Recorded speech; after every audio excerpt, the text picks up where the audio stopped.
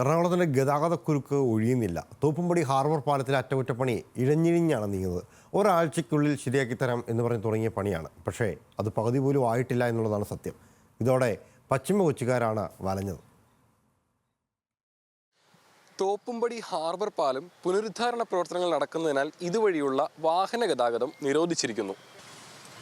പക്ഷേ എന്നുവരെ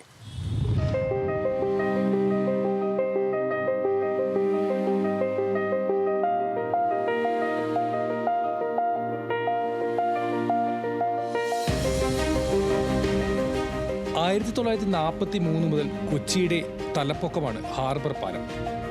ബ്രിട്ടീഷുകാരുടെ കാലത്താണ് പാലം നിർമ്മിച്ചത്. സംസ്ഥാനത്തെ ഏക ഡ്രോബ്രിഡ്ജ്. മധ്യഭാഗം ഉയർത്തി കപ്പൽ പോയിക്കൊണ്ടിരുന്ന കാലമൊക്കെ കഴിഞ്ഞു. പാലം പൊതുമരാമത്തിന്റെ കയ്യിലായി. ബ്രിട്ടീഷുകാർ രാജ്യം വിട്ടതോടെ പാലത്തിന്റെ കരുത്തും പോയ മട്ടാണ്. പിന്നെ എന്നും ടാറിങ് തന്നെ ടാറിങ്.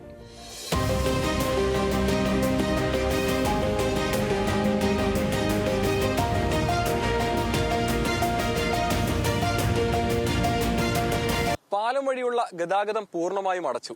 പാലത്തിലുണ്ടായിരുന്ന പഴയ ടാറും കുത്തിയിളക്കി. ഇനി അടുത്തതെന്ത്?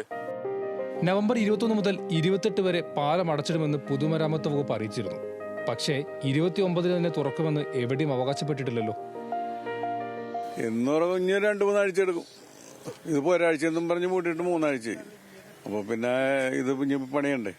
ടാറിങ് ആണെങ്കിൽ 2 ദിവസം കൊണ്ട് തീരും. ടാറിങ് മാത്രമാണെങ്കിൽ ഇത് വേറെ എന്തൊക്കെ ചെയ്യണമെന്നൊക്കെ പറയണം. അപ്പൊ പിന്നെ ഇത് നടക്കൂല. ടാർ എടുത്തു കഴിഞ്ഞപ്പോഴാണ് ഇപ്പൊ റോഡ് മൊത്തം പൊട്ടിപ്പൊളിഞ്ഞു കിടക്കുന്ന ഒരു അവസ്ഥയാണ്.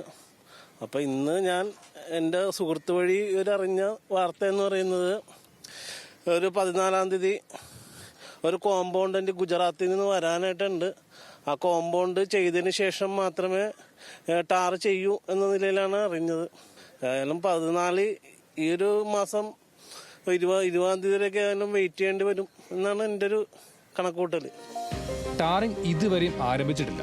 സമാന്തര പാലമായ പുതിയ തോപ്പുംപടി പാലത്തിൽ ഇപ്പോൾ തിരക്കൊഴിഞ്ഞ് നേരവുമില്ല. ഇത് എന്ന് റെഡിയാകും ബായ്? रास्ता कब रेडी होगा, कब चालू होगा, ये सब 30 ലക്ഷം രൂപ ചെലവഴിച്ചാണ് ടാറിങ് അടക്കമുള്ള ജോലികൾ ചെയ്യുന്നതെന്നാണ് പൊതുമരാമത്ത് വകുപ്പിന്റെ വാദം. ഈ തുകയിലാണ് പണി പൂർത്തിയാകുന്നതെങ്കിൽ ഒരു കാര്യം ഉറപ്പിക്കാം: ഉടൻ തന്നെ അടുത്ത ടാറിങ്ങിനെ ഹാർബർ പാലം അടച്ചിടും. പറഞ്ഞ തീയതിക്കുള്ളിൽ പണി തീർക്കാൻ ഉദ്യോഗസ്ഥർക്കായിട്ടില്ല. ഇനി എന്ന് തീരുമെന്ന് ചോദിച്ചാൽ അതിനും ഉദ്യോഗസ്ഥർക്ക് കൃത്യമായ മറുപടിയില്ല. ഏതായാലും കൊച്ചിക്കാരുടെ യാത്രാ ദുരിതത്തിന് ഉടനെ ഒന്നും പരിഹാരം കാണുമെന്ന് തോന്നുന്നില്ല. കൊച്ചി ഹാർബർ പാലത്തിൽ നിന്നും അക്ഷയ്ക്കൊപ്പം ദേവൻ MP, ന്യൂസ് മലയാളം.